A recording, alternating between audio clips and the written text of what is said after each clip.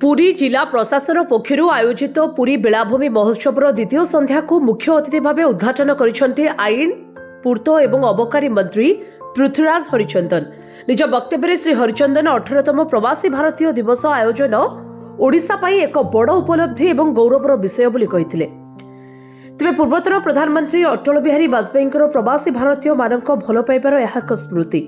महाप्रभुଙ୍କ क्षेत्र को आसिबा समस्तଙ୍କର इच्छा थाए।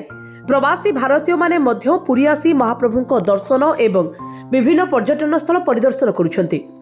अतिथि मानकु सुंदर आतिथेयता प्रदान क्षेत्र में ओडिशा अग्रणी अटे। आमे पुरीवासी एहाकु अक्षुण्ण रखिबा। बीच फेस्टिवल पुरीर होटेल एसोसिएशन आरंभ करथिले। तेणु एहाकु प्रशासन होटेल एसोसिएशन एवं अन्य संगठन मिसी वर्षकु 4 गोटी महोत्सव व्यवस्था कराजिबाकु से मत देथिले। या द्वारा पर्यटक अधिक आकृष्ट हेबे। आमर लक्ष्य पुरी को दैनिक अंतत 1 लाख लोकंक आगमन हो, जहाँ आम पर्यटन शिल्प को आगकु नेबा सहित विश्व में आम महान संस्कृति ऐतिह्य एवं परंपरा को प्रचार प्रसार करने दिगरे सहायक हेबो।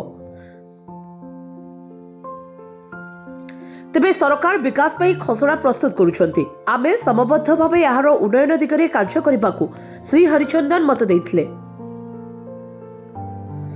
शेषे अतिरिक्त जिलापाल प्रशासन शरद चंद्र बेहेरा धन्यवाद अर्पण करथिले।